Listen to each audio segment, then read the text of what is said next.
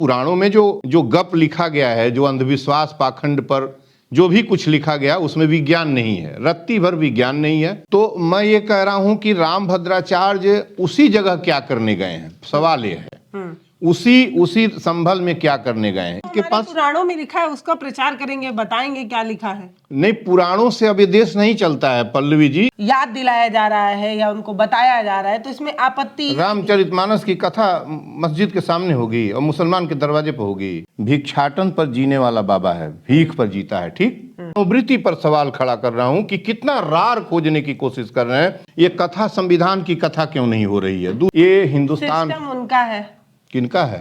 जिनका है वही इस तरीके की चीजों की इजाजत दे रहे हैं। किनका सिस्टम? चाहे सामने से करा रहे हैं, उनके बाप का सिस्टम है कि मेरा सिस्टम है? आचार्य बनते हैं अपने, और ये ताजुब देखिए कि ऐसे लोगों को, नफरतियों को पद्म विभूषण और जो है ज्ञानपीठ, इनको ज्ञानपीठ मिला है। इन्हें ज्ञानपीठ मिला है, एक ज्ञान के सागर हैं, ज्ञानपीठ मिला है। कॉन्स्टिट्यूशन को कुचलने वाले लोगों को ज्ञानपीठ दिया जा रहा है हिंदुस्तान के अंदर। जगत गुरु रामभद्राचार्य संभल में जो है वो कल की कथा कहना चाह रहे हैं।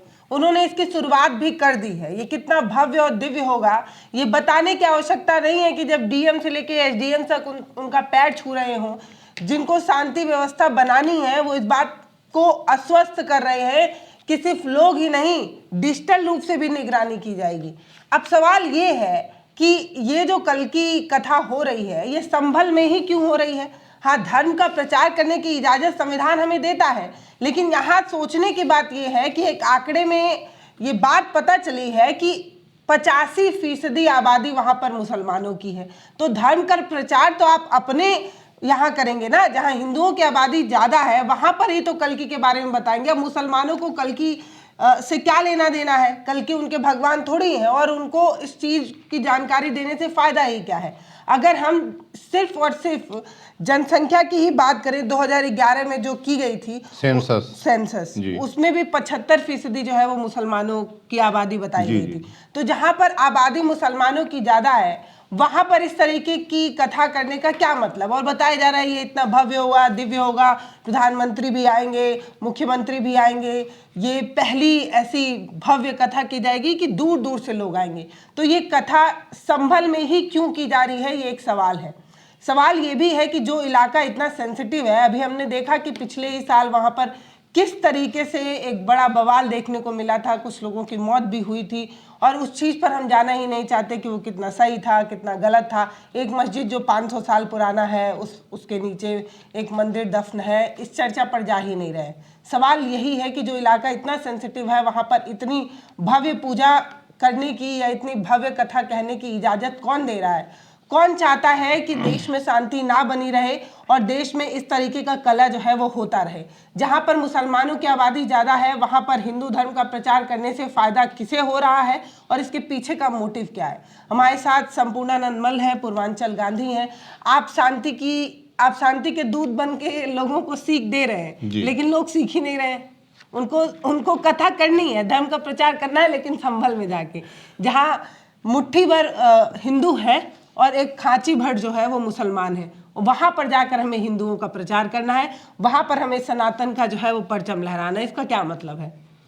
वेलकम पल्लवी जी को, जो भारत एक नई सोच की एडिटर हैं, और विषय भी बहुत प्रासंगिक है, सवाल भी इनका बहुत ही उत्तम है, और इसका जवाब भी मैं कठोर शब्दों में देना चाहूँ तो एक लाइन का इसका जवाब है कि संभल में जाकर कल की कथा करने का रामभद्राचार्य का उद्देश्य और इस पूरी मशीनरी का उद्देश्य, जो हिंदू पंथी, हिंदू के हुड़दंगाई हैं, हिंदुत्व के रास्ते पर चलने वाले हैं, उनका पूरे का पूरा उद्देश्य नफ़रत पैदा करना है। मुसलमानों में एक नफ़रत पैदा होगी, एक घृणा पैदा होगी, स्वाभाविक है घृणा पैदा होना।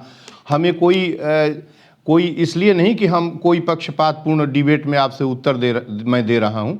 एक लाइन में कहूँ तो संभल में कथा का मतलब है एक विषाद, एक जहर घोलना मुसलमानों के अंदर, एक इंस्टेंटली रिएक्शन के लिए उनको तैयार करना। कितना विषाद होगा यदि एक बाहुल्य कोई आबादी हो, हमारी ही बात मैं कर लूँ कि कोई आबादी हो या कोई हमारा धार्मिक प्लेस हो, सभी जगह चारों तरफ फैला हो, और उसमें कोई विपरीत धर्मानुयायी आकर चिल्ला चिल्ला कर अपनी बात करने लगे जो हमें पसंद नहीं है, केवल इस आधार तो पर कि उसको आज़ादी है। पसंद से कुछ थोड़ी होता है, नहीं, ये संविधान इजाजत दे रहा है, हम ना संविधान आज़ादी देता है, लेकिन संविधान दूसरे के धर्म को कुचलकर, दूसरे के विश्वास को मिटाकर आपको आज़ादी नहीं देता। आप संविधान की पूरी बात पकड़ देखिए, संविधान में न जाइए। संविधान को लोगों ने पूरी तरह कुचल दिया है। संविधान इस देश के अंदर नहीं है, बिल्कुल नहीं है। संविधान में मैं आता हूँ, व्यावहारिकता पे आ जाते हैं। हाँ, मैं आता हूँ। वहाँ पे एक मंदिर बना, कल्कि मंदिर बना है जी, जो अभी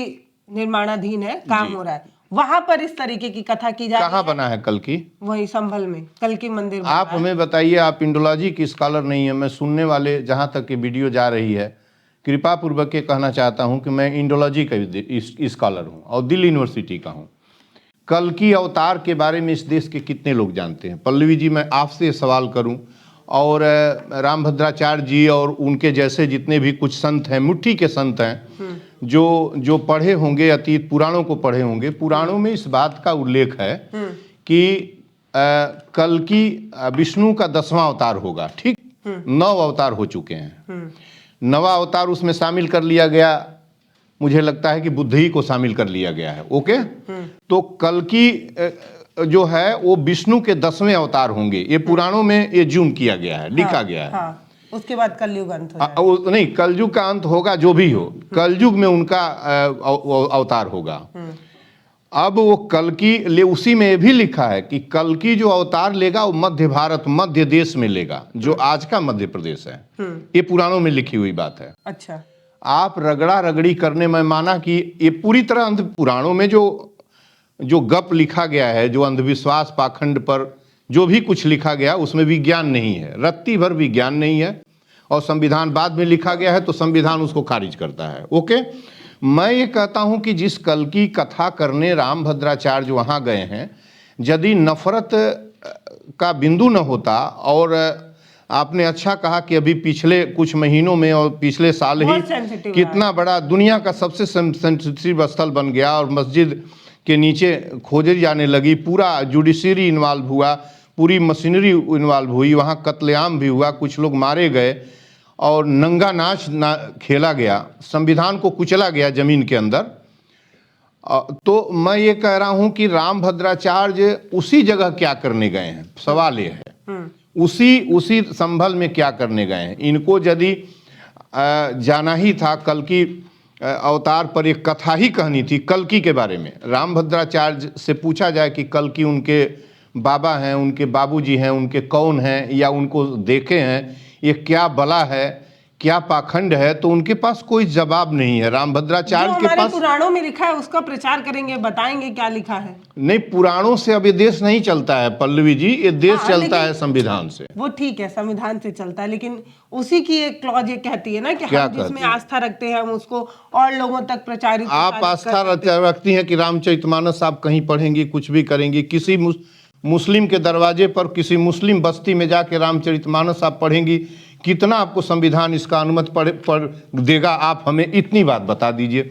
आप बियर नहीं कर पाई, अयोध्या राम का जगह है, हिस्टोरिकल, राम का कोई आर्कियोलॉजिकल एविडेंस नहीं है। मैं इंडोलॉजी का विद्यार्थी हूँ, बार बार कहता हूँ, लेकिन ये मान लिया गया कि राम अयोध्या के राजा थे, राजा दशरथ के पुत्र थे। ओके, तो राम को मुहम्मदन्स ने स्वीकार किया, उसकी मस्जिद तक तोड़ी गई, और उसको यहाँ तक आप काबिल नहीं समझते हैं कि मस्जिद के, अपने मंदिर के बगल में उसकी मस्जिद बन पाए, इतना आपको नफरत है।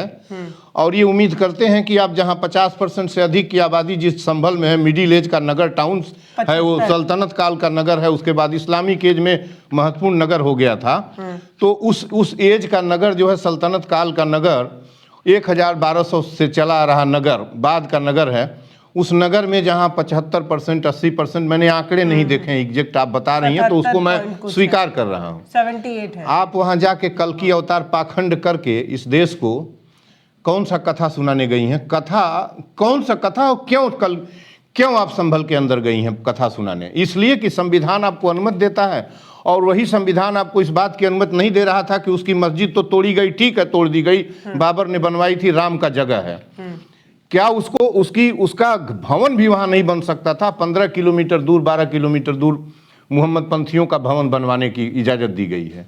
मैं आपसे ये कह रहा हूँ, और जहाँ तक कलेक्टर तो आप ये कहना चाह रहे हैं कि अयोध्या में मस्जिद नहीं बन पाया तो मैं आप ये कहाँ कह रहा हूँ, ये कहाँ कह रहा हूँ, मतलब, मैं आपको आपके ही के जोड़ से काटने की कोशिश कर रहा हूँ कि आप एक तरफ मैं तो आप अगर वहां पे मस्जिद नहीं बना तो क्या संभल में किसी तरीके की कोई धार्मिक अनुष्ठान नहीं किया? मैं क्यों नहीं कह रहा हूं कि करने, जिस कल्कि की बात कर रहे हैं उस कल्कि के लिए ये जंक्शन है कि वो कल्कि अवतार मध्य देश में होगा, पुराण में स्पष्ट लिखा हुआ है। वो उनका अवतार तो आप वहां उज्जैन में चली जाती, बनारस में कर लेती, आप जो है मथुरा में कर लेती। आप मुसलमान के दरवाजे पर जाके कल्कि अवतार की काल्पनिक पौराणिक कथा को कहने की क्या जरूरत है? आपके लिए काल्पनिक हो सकता है, बहुत सारे लोगों का अब आस्था मेरे लिए काल्पनिक नहीं है, बहुत सारे लोगों की आस्था। मेरा कोई आस्था नहीं, मैं विज्ञान के हिसाब से बात करूंगा। मैं रोटी खाता हूं ना, मेरे लिए नहीं है, विज्ञान के लिए काल्पनिक है। ठीक है, विज्ञान के लिए काल्पनिक है, लेकिन आज भी बहुत सारे लोग इन चीजों में आस्था रखते हैं। तो कहाँ मैं कह रहा हूँ ना रखें? तो ठीक है, तो उनको अगर इस चीज का कोई कथा हो रहा है, लोगों को याद दिलाया जा रहा है या उनको बताया जा रहा है, तो इसमें आपत्ति? रामचरितमानस की कथा मस्जिद के सामने होगी और मुसलमान के दरवाजे पर होगी। कल्कि की कथा, कल्कि मैं बार बार कह रहा हूँ कि कल्कि विष्णु के 10वें अवतार हैं, जिसमें राम भी एक अवतार हैं। मैं इसमें राम भी एक अवतार हैं, 10 अवतारों में राम भी एक, 5वें अवतार राम, परशुराम वगैरह सब अवतार हैं। तो आप उसके आप वहीं क्यों कथा करने गए हैं, ये हमें बताइए। क्यों कल्कि आश्रम, क्यों ये कल्कि धाम वहीं क्यों बन रहा है आज? आप अरे भाई, हिंदुओं की जमीन है, उनको वहां बनवाना है, फिर हिंदू पर आ गई। आप अपने ही फंस रही हैं। कैसे हिंदू की अरे जमीन? यार, तो सरकार थोड़ी पैसा दे रहा है सर। अब मान लीजिए अब आप असली बात आप अपने किया है। राम मंदिर बना, जी जी जी, तो मंदिर ट्रस्ट बनवाया, सरकार क्या? अब आपने असली बात बताया है। ठीक, सरकार पैसा नहीं दे रही है, हम ठीक है कथा करने वहां गए हैं। ये तो मालूम है ना कि भिक्षा का खाता है यह बाबा, भिखारी है, भिखारी। आस्था में उनको दान देते हैं। अब उसको आप आस्था कहिए, उसको अच्छे शब्दों में कहें, मैं ठीक से डिबेट में आपको बता दूं। भिक्षाटन पर जीने वाला बाबा है, भीख पर जीता है। ठीक, भीख कौन देता है इसको? रिक्शा चालक, मजदूर, किसान इसको भीख देने लायक नहीं है। इसको बड़ा भीख, बड़ा दान जिसको कहते हैं, डोनेशन जिसको अंग्रेजी में कहा जाता है, वह डोनेशन, बड़ा बड़ा डोनेशन, बड़े बड़े दान वो कौन देता है? मशीनरी के लोग देते हैं, जिन उद्योगपति देते हैं, और बड़े वेतनभोगी देते हैं, जिनके पास ज़्यादा पैसा है वो देते हैं। आप इस दान के पैसे पर जीने वाले। दूसरी बात, प्राइम मिनिस्टर को, प्रेसिडेंट को, रक्षा मंत्री को और 2-4 टॉप मंत्रीज को यहाँ इनवाइट किया गया है। चौथी बात, जो डायस बना है, जो खर्चे हैं, जो वहाँ कप्तान जाके पैर छू रहे हैं, जो वहाँ डीएम साहब पैर छू रहे हैं, इनके एक उस पैर छूने पर भी पैसा खर्च होता है। ओके, इनकी गाड़ी गई है, उस पर भी तेल, इनके बाबूजी के यहाँ से कुछ नहीं आता है। इस देश के लोगों की कमाई के लिए, लॉ एंड ऑर्डर मेंटेन करने के लिए ये सब पैसे मिलते हैं। ये सारा आयोजन इनडायरेक्टली इधर से और इधर से, सारा आयोजन देश की कमाई, टैक्स के पैसे पर सब कुछ हो रहा है। पंडाल सजा है चंदे का और कमेटी ने इकट्ठा किया है, उसमें सहयोग, सुरक्षा के उसमें हजारों सुरक्षा कर्मी लगाए गए हैं। मैं तो ये पूछने की कोशिश कर रहा हूं कि कलेक्टर ने अनुमति कैसे दे दिया? कलेक्टर को अब नहीं लग रहा था, वहां कलेक्टर पैसिया को ये नहीं लग रहा है कि यहाँ कुछ भी भड़क सकता है और उसको रोकेंगे। उनको पता है कि गन हमारे पास है और गन से हम इस डेमोक्रेसी का हिसाब से रिलीजियस फ्रीडम का हम खत्म करेंगे इस रिलीजियस को।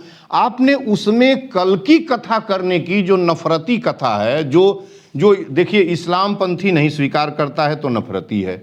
हिंदू यदि नहीं स्वीकार करता है कि हाँ कलमा वो हमारे दरवाजे पर पढ़े, हमारे मंदिर के दरवाजे पर या हमारी तरफ, तो वो नफरत है। और रोका भी जाता है और सरकार रोकती भी है, प्रबल तरीके से रोकती है, ताजियों को घुमा देती है, डाइवर्सन। क्यों कलेक्टर ने क्यों कल्कि कथा वहां करने की अनुमति दी? बताएंगी आप? कोई बताएगा क्यों? क्या हिंदुस्तान में जगह नहीं था? क्या जिस पुराण में इस बात का उल्लेख है कि 10वां कल्कि, विष्णु का 10वां वहां बन रहा है कल्कि भगवान का, तो क्यों बन रहा है? यही तो मैं पूछने की कोशिश कर रहा हूं कि जिस पुराण, यदि आप साहित्य का ही संदर्भ लें तो लिखा है कि विष्णु के 10वां अवतार कल्कि कलयुग में होगा और वो भी मध्य देश में होगा। ये साफ साफ लिखा हुआ है। मध्य देश आज का मध्य प्रदेश है, उस समय का पौराणिक कथाओं का। तो मध्य देश में एक रिनाउंड प्लेस है उज्जैन। आप उज्जैन में कल ये धाम बनवा लेना चाहिए था आपको। इससे भी नहीं होता तो ये जो ये रामभद्राचार्य जी हैं, जो जिनकी आंखें नहीं हैं और इतने अच्छे कर्म किए हैं, कई जन्मों के इतने बेहतरीन कर्म किए हैं कि इनके अधिष्ट देव और गुरु इनको अंधा बनाए हैं। मैं इनके अंधा होने पर सवाल नहीं खड़ा कर रहा हूँ, लेकिन इनकी मनोवृत्ति पर सवाल खड़ा कर रहा हूँ कि कितना रार खोजने की कोशिश कर रहे हैं। ये रार है, रार जिसको कहा जाता है। डांड मेढ़ का झगड़ा गांव में होता है ना, तो थोड़ा थोड़ा मेढ़ काटा जाता है, इतनी बढ़ जाती है कि उसमें मार हो जाती है। ये कितना, ये रार नहीं है तो क्या है। कल की अवतार की कथा जो पूरी तरह काल्पनिक है, पौराणिक कथा है। एक तो काल्पनिक है, अवैज्ञानिक है, पाखंड की कथा है, अंधविश्वास की कथा है। उसमें से 80-90% लोगों का उस कथा से कोई लेना देना नहीं है। मुट्ठी भर सांप्रदायिक ताकतें, अलगाववादी ताकतें, हिंदुत्व की ताकतें। आप कौन जाता है? जाती हैं नहीं, पर बहुत सारे लोग जाते वो भाड़े के। अब ये समझिए कि प्रेसिडेंट को, प्राइम मिनिस्टर को, रक्षा मंत्री को बुलाया गया, बुलाने पे जाते हैं। तो ये बड़े लोग नहीं, ये बड़े लोग जाते हैं। आप देखिए पल्लवी, ये बड़े लोग जाते, वो किसको बुला रहे हैं? बड़े लोग जाते। जब प्राइम मिनिस्टर का जो बात भी प्राइम मिनिस्टर करते हैं ना, एक कदम भी रखते हैं तो उस पर पैसा किसका होता है? किसान का, टैक्स का पैसा होता है। उनको तो जाना ही नहीं चाहिए। पहली बात तो ये है। पहली बात तो ये कि कलेक्टर जो कस्टोडियन है जिले में संविधान की रक्षा करने का, शांति बनी रहे इसके हिफाजत का कलेक्टर पैसिया ने वहां अनुमति कैसे दी इस कथा का, जो कथा से पहले ही पता है कि इससे सांप्रदायिकता भड़केगी और वो नगर सेंसिटिव हो गया है पिछले 1.5 साल के अंदर से। तो वहां कथा की अनुमति क्यों दी गई? अब हम दूसरे पक्ष पर आते हैं कि वही कथा हम ये कह रहे हैं कि संविधान की कथा क्यों नहीं की जा रही है। हमसे कोई ठीक से बात करेगा तो मैं ये पूछने की कोशिश करता हूँ। मैं न मुसलमान हूँ, न मैं हिंदू हूँ, मैं इंसान हूँ भारत का। मैं ये पूछने की कोशिश करता हूँ कि वो कथा संविधान की कथा कह दी गई हो तो क्या बुरा होती? जिस जगह में रार हो रहा है, हत्या हो रही है, अविश्वास, दोनों अंधविश्वास, पाखंड प्रबल रूप से जहाँ भी हो, दोनों कॉन्फ्लिक्ट करने पर तुले हुए हैं, हिंदू मुसलमान दोनों तरफ। और हथियारों के बदौलत सत्ता, अपने सत्ता के अहंकार और दबाव में दबाई हुई है। आज देखिए एकता अंदर की टूट चुकी है। हमने पूरी तरीके से इस्लाम पंथियों को हथियारों का धौंस देके और सत्ता का धौंस देकर सरकारें उनको दबाई हुई हैं। मैं आपके को टू बी वेरी फ्रैंक ये बात मैं कहने की कोशिश कर रहा हूँ। तो मैं ये कह रहा हूँ कि ये कथा क्यों नहीं किसी व्यक्ति से जो कॉन्स्टिट्यूशन का जानकार है, ये कथा संविधान की कथा क्यों नहीं हो रही है? दूसरी बात यह है कि जिस कथा को आप करने गए हैं, ये तय पहले इस देश को, पहले उस कलेक्टर साहब को ये तय करना चाहिए कि कथा कौन सी कथा चाहिए। क्या भारत तिरंगा संविधान की कथा कही जाए, या हिंदू राष्ट्र, भगवा, नफरत, कल की कथा कही जाए? इन दोनों में पे रोक तो नहीं लगा सकते। ये हम रोक लगाने का, मैंने बोला कि रोक लगा नहीं, आप वह बोलेंगे उनको जब संवेदनशीलता, यदि वही कह रहे हैं कि ये संभल संवेदनशील जगह हो रहा है। मैं नहीं कह रहा हूं, कलेक्टर, पूरी मशीनरी सब कह रही है कि संभल संवेदनशील जगह है और वहाँ रिलीजियस मैटर को लेके दोनों के बीच टकरार बना हुआ है, पिछले 1.5-2 वर्षों से बना हुआ है। मैं नहीं कह रहा हूं, ये प्रशासन का काम है। फिर वह उससे भी बड़ा टकरार का काम, इस टकरार नहीं है। आप बताइए, जहां 80% किसी दूसरे पंथ को मानने वाले हैं और आप इसलिए जाइए कि हमको संविधान आज़ादी देता है, हम जहां चाहेंगे वहां कहेंगे, बिल्कुल राइट है, बिल्कुल ठीक है, जहां चाहेंगे। तो वही जहां चाहेंगे वहां किए थे संविधान के अनुसार जो, और वो तो संविधान के पहले 16वीं 17वीं सदी का मामला था। संविधान के हिसाब से हमने उनको उखाड़ने की कोशिश की, नहीं उखड़ सकता था। लेकिन वह कंप्रोमाइज़ किया, वो कम्युनिटी इस्लाम पंथियों ने कंप्रोमाइज़ किया कि हाँ अयोध्या मेरा नहीं है, अयोध्या पर क्लेम मेरा ठीक नहीं है। ये साइलेंटली एक्सेप्ट किया उन्होंने, और हिंदुओं की मंदिर बनी और उनके लिए अलग से व्यवस्था की गई। तो जब आप इतनी बात समझते हैं कि इतना कर लेते हैं, आप वहाँ क्या करने गए थे? एक प्रश्न है, केवल ये कल्कि का टेम्पल वहाँ क्यों बन रहा है? यदि आप कल्कि, जो पुराणों के आधार पर आप कह रहे हैं कल्कि अवतार है, भगवान है, कल्कि अवतार है, और उसी पुराण को कुचल भी रहे हैं। कल्कि अवतार होगा मध्य देश में, ये साफ साफ लिखा है। और मध्य देश में न करके आप मुस्लिम प्लेस में, जहाँ आपको पता है कि वहाँ आक्रांता आके बसे थे वहाँ जाके कल्कि, क्या है ये रार टकरार नहीं है तो है क्या भाई, हमको तो नहीं समझ में आता है। दूसरी बात कि आप कथा जो कहने जा रही हैं ये तय होना चाहिए कि ये देश संविधान से चलता है। आप संविधान की कथा कहेंगे या अंधविश्वास पाखंड की कथा कहेंगे। तीसरी बात, मैं यदि माना कि कल को कोई मुसलमान कलेक्टर, मेरी बात सुनते जाइए, मुसलमान कलेक्टर संभल का कलेक्टर बन जाए और वो कहे कि नहीं हम यहाँ मोहम्मद साहब की कथा कहवाएंगे, ये हिंदुस्तान सह लेगा? आप हमें इतना बता दीजिए, ये देश बियर कर लेगा? आप बहुत कह रही हैं कि आज़ादी है, आज़ादी है। नहीं है शुक्रवार को नमाज, कोई रोकता है? मैं नमाज की बात कर रहा हूँ। आप कितना क्या कर रही हैं? जैसे मान लीजिए हम लोग क्या कथा होता है, न जाने क्या क्या होता किसी को रोकता है? नहीं है ये सिस्टम, वो रोज करता है, उसे कोई नहीं रोकता। हाँ, ठीक है ना? हाँ। आप कह तो रहा हूं कि आज मुसलमान हो जाए, मोहम्मद साहब का कथा या कलमा करना चालू करे, उसी जगह पर अयोध्या में माना कोई मुसलमान हो जाए, ओके, और वो कहे कि नहीं यहाँ तो कलमा होगा इसी नगर में, आप है पता क्या होगा? तो क्या अयोध्या में नहीं होता? देश दो टुकड़े में हो जाएगा। अयोध्या की किसी मस्जिद में कभी नमाज नहीं पढ़ी? मैं ये बात कह रहा हूँ कि कभी नहीं हुई थी। नहीं पढ़ी जा रही है, बहुत पढ़ी जा रही थी और बहुत अभी भी पढ़ी जा रही है, बिल्कुल पढ़ी जा रही है। लेकिन इस तरीके, वो तो जो कन्वेंशनल चीजें चली आ रही हैं, इंटीरियर में कहीं मस्जिद है, पेरीफेरी में 85 मंदिरों से धीरे धीरे तोड़ के निकाले गए हैं, बगल से निकाल दिए गए हैं, जमीनें खाली हैं। मैं गया भी, मैं विजिट भी नहीं किया हूँ। मैं आर्कियोलॉजी का स्टूडेंट हूँ, संविधान के अतिरिक्त कोई बात नहीं कर सकता। मुझे मनुष्य पसंद है, पत्थर नहीं पसंद है। तो मैं आपको दूसरी बात कह रहा हूं, मैं ये कह रहा हूं कि सहज तरीके से यदि कोई इस्लाम पंथी संभल की, अयोध्या की, मथुरा की, काशी की, उज्जैन का कलेक्टर बन जाए और वहाँ कलमा करवाने लगे, प्राइम जगह पर, प्राइम लोकेशन पर, कहे कि नहीं ये हजरत साहब का कलमा, यहीं एक मस्जिद बनेगी हजरत साहब की, जैसे ये ज़बरदस्ती जाके कल्कि धाम बनवा रहे हैं वहाँ। संभल से कल्कि धाम का क्या मतलब? और क्या कल्कि धाम? व्हाट कल्कि धाम? क्या कल्कि धाम भाई? कैसा कल्कि धाम?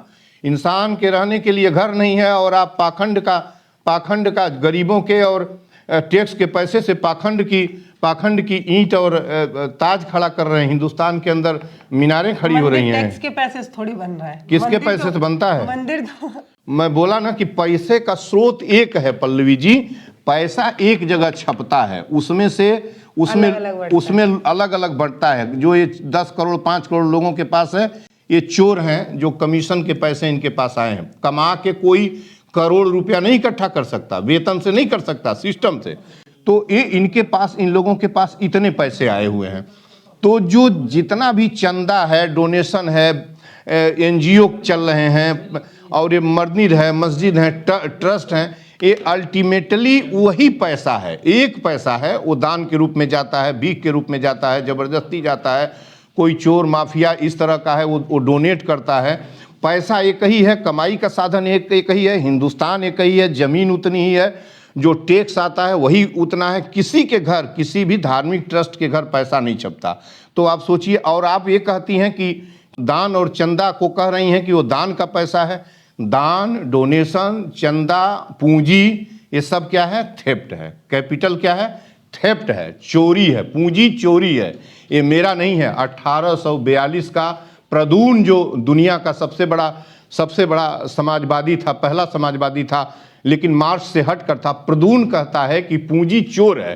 Capital is theft, capital is theft, capital is theft. ये मेरा कुछ भी नहीं है। और रियल सेंस में आज मैं समझता हूं कि पूंजी चोर है। यदि अडानी के पास 12 लाख करोड़ रुपया है तो कमाया नहीं जा सकता। वो निश्चित ठगी और बेईमानी का पैसा है, विभिन्न तरीके से चला गया है, संसाधन उनके पास चला गया। हमारा डिस्कशन बदल जाएगा।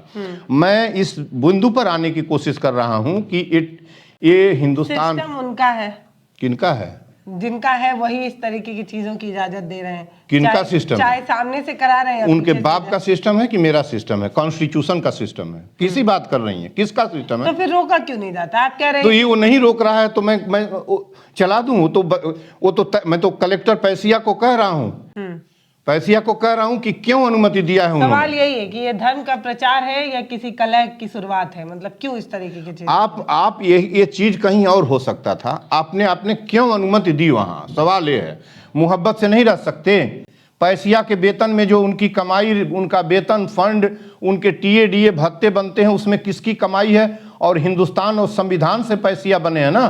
पैसिया कलेक्टर संविधान की देन है, नहीं तो न जाने कितने पैसिया कहाँ होते, न जाने मेरे जैसे बोलने वाले कहाँ कुचल दिए गए होते। मैं इसलिए बोल रहा हूँ कि संविधान हमको अनुमति देता है। अब मैं भगत सिंह की कुछ पंक्तियों को यहाँ पढ़ूंगा। हमारे लिए हम कह रहे हैं कि आपको कथा ही कहना था, आपको कथा ही कहना था तो संविधान की कथा कहवाते। वही कलेक्टर साहब से, उन्हीं कलेक्टर साहब से, और जो वहाँ कप्तान साहब गए हैं कृष्ण बिश्नोई, जो बहुत मेधावी स्कॉलर हैं, मैं उनकी तारीफ करता हूं, डीयू के और स्टीफन के पढ़े हुए स्कॉलर हैं, उन्हीं से कह देते कि फंडामेंटल राइट की, प्रिम्बल ऑफ कॉन्स्टिट्यूशन की, डायरेक्टिव प्रिंसिपल्स की, फंडामेंटल ड्यूटीज की और रेमेडीज की कथा बैठ के अपने जुटा के इन लोगों को और गरीबों को कहते कि देखो ये आपका अधिकार है, समानता का अधिकार है, मोहब्बत से रहिए। ये कथा नहीं हो सकती थी। तो इनका राम भद्राचार्य का सनातन में नहीं, इनकी मैं बिल्कुल मैं सस्ता होनी चाहिए नहीं, इनकी आस्था इतनी प्रबल सनातन में है कि कल के एक बयान में इन्होंने औरत वाइफ की परिभाषा बताते समय स्त्री को इंस्ट्रूमेंट के रूप में संबोधित किया। वो 12 किए होंगे, मैं नहीं कहता विदेश से लाए हैं चाहे कहाँ से लाए हैं, ये इंस्ट्रूमेंट है, इंस्ट्रूमेंट से निकले हुए हैं, ये माँ के गर्भ से निकले हैं, माँ के पेट से ये निकले हैं। इनको सोचना चाहिए कि कैसा मैं कितना अच्छा कर्म किया था कि ये आज ये हालत है, दुनिया नहीं देख पा रहे हैं। और माँ के लिए इनकी शब्दावली देखिए, हाँ प्लेजरमेंट इंस्ट्रूमेंट बता रहे हैं, प्लेजर के इंस्ट्रूमेंट बता रहे हैं, इनको कह रही हैं। शब्दावली इनके लिए हमारे पास बहुत अच्छा है, लेकिन कहूँगा तो बिगड़ जाएगा, इसलिए मैं कहना नहीं चाहता। मैं कलेक्टर्स के सामने आपत्ति दर्ज कराता हूँ और मैंने चिट्ठी अपने ऑनरेबल सुप्रीम कोर्ट को लिख दी है, वायरल हो गई ये चिट्ठी मेरी, और प्रेसिडेंट को उसकी कॉपी भी दे दिया हूँ। मैं जानता हूँ कि इसका कोई असर नहीं पड़ेगा, वो प्रेसिडेंट कैसे हमारी बात सुन सकते, लेकिन मैंने लिख दिया है। और पैसिया बिल्कुल रॉन्गफुल ट्रैक पर जा रहे हैं, ये उनके पावर का मामला है कि वो अनुमति करें, ये बिल्कुल रॉन्गफुल जा रहे हैं। वहाँ कथा करवाते, वहाँ किसकी कथा होती? भारत पर जिक्र करवाते, तिरंगा पर बुलवाते, उस पर संविधान पर बुलवाते। ये क्या लोगों से पूछते कि आपको क्या चाहिए, आपको क्या चाहिए? राम भद्राचार्य जी का ये जो कल की कथा है, जिससे न शिक्षा का लेना देना है, न चावल राशन का लेना देना है, न कल की कोई जानता है, मुट्ठी भर थोड़े से लोग कल की जानते हैं, 1 करोड़ भी नहीं होंगे कल की, वाट कल्पी कोई जानने वाला नहीं होगा। और बिल्कुल वो दोनों लोग जानते होंगे, कलेक्टर साहब और जो है कृष्ण बिश्नोई कप्तान साहब बिल्कुल जानते हैं, इसलिए कि संघ लोक सेवा दे के आए, उनको पता है कल की कथा का क्या मतलब। उस कथा पर संविधान की कथा होना चाहिए। वहाँ भगत सिंह की बात बस, गांधी, नेहरू, पटेल, अंबेडकर, जो है सुभाष चंद्र बोस, भगत सिंह और जो है चंद्रशेखर आज़ाद, बिस्मिल, अशफाकुल्ला खां, इनकी कथा कहवाते वहाँ बैठ के। हिंदुस्तान की कथा कही जाती, संविधान की कथा कही जाती। ये क्या करवा रहे हैं भाई, नहीं समझ में आ रहे। तो खुलकर आप जो है इस देश को, इस देश की जो सबसे बड़ी विरासत है, हमारी यूनिटी है, कॉन्स्टिट्यूशन में इस बात की गारंटी दी गई है कि हम इसकी रक्षा करेंगे, उसी को आप ध्वस्त कर रहे हैं। हमारी यूनिटी को तार तार करने के चक्कर में पड़े हुए हैं, ये तो अच्छा नहीं है। और मैं भगत सिंह की कुछ पंक्तियां बताऊंगा। जो भगत सिंह, 145 करोड़ लोग जब भगत सिंह को सुनते हैं तो उनका कलेजा फूल जाता है, उनका लगता है कि हमारा हिंदुस्तान है। गांधी का नाम सुनते हैं तो कलेजा फूल जाता है उनका। और चंद्रशेखर आज़ाद, बिस्मिल, अशफाक, रोशन, ऐसे नाम हैं जिनका सुन के कलेजा फूल जाता है। भगत सिंह ने कहा था, यदि कोई सरकार उनके बुनियादी अधिकारों से वंचित रखती है तो जनता का यह अधिकार ही नहीं बल्कि कर्तव्य है कि उस सरकार को बदल दें, इस हुकूमत को तोड़ दें। ये भगत सिंह का कोटेशन है, ये मेरा नहीं है। किस बुनियादी बात कर रहे हैं? कल की कथा से कौन सी शिक्षा, चिकित्सा और पेट का मामला जुटा है? कोई बोलता क्यों नहीं है डिबेट में? कोई क्यों नहीं बोलता है? क्यों नहीं बोलता है? क्यों ऐसी शिक्षा दी जाती है? जब मैं प्राइमरी विद्यालय में पटरी लेकर पढ़ने गया था 71-72 में, तब से लेकर आज तक मैं केवल भारतवर्ष, हिंदुस्तान, संविधान, तिरंगा यही जान रहा हूं। मैं तो नहीं जानता हूं हिंदू राष्ट्र क्या है। मैंने दिल्ली यूनिवर्सिटी से पीएचडी की है, नहीं जानता हूं हिंदू राष्ट्र क्या है। हिंदुत्व के हुड़दंगाई कौन है, नहीं जानता हूं। क्यों जानूं? किस बात के लिए जानूं? मैं तो भगत सिंह को जानता हूं, गांधी को जानता हूं, मैं गोडसे को गांधी के हत्यारा के रूप में जानता हूं। आरएसएस को अलगाववादी इंस्टीट्यूशन के रूप में इंस्टीट्यूशन भी नहीं, अलगाववादी आतंकवादी संगठन के रूप में जानता हूं। क्या आप देने की कोशिश कर रहे हैं? क्या हमें बताएं, क्या देने की कोशिश कर रहे हैं? विद्या, पेट हमारा, शिक्षा, हमारी रेल, हमारी चिकित्सा, कौन सी प्रणाली इस कथा से निकलेगी? क्या वहां से निकलेगा? संविधान की कथा करते, भगत सिंह के बात बताते, गांधी का स्वराज बताते, सत्य अहिंसा की बात करते, भगत सिंह का सेकुलरिज्म और जो है सोशलिज्म की बात करते, प्रिम्बल ऑफ कॉन्स्टिट्यूशन, सोशलिज्म और सेकुलरिज्म की हत्या करने पर खुल के सड़कों पर करना चाहते हैं, और कल्कि की कथा नफरती कथा और वहां नफरत फैलाना चाहते हैं संभल के अंदर, जो 2 साल से संभल जल रहा है। कलेक्टर साहब ने अनुमति कैसे दे दी? वहां क्यों अनुमति दी? किस बात के लिए अनुमति दी? वहां इस चीज की अनुमति देंगे? संविधान की रोटी खाने वाले, संविधान की शपथ और लोगों की सेवा का भक्ति लेने वाले, आप एक पंथ का कथा कहवा रहे हैं जहां नफरत किसी समय फैल सकता है, और आपको पता है कि नफरत हम शक्ति से कुचल देंगे। ये तो अच्छा नहीं है। भगत सिंह के बहुत सारे कोटेशन हैं, मैं 2-1 और कोटेशन की बात करने की कोशिश कर रहा हूं। जड़ता को तोड़ने के लिए किसी क्रांतिकारी स्पिरिट को पैदा करने की जरूरत है।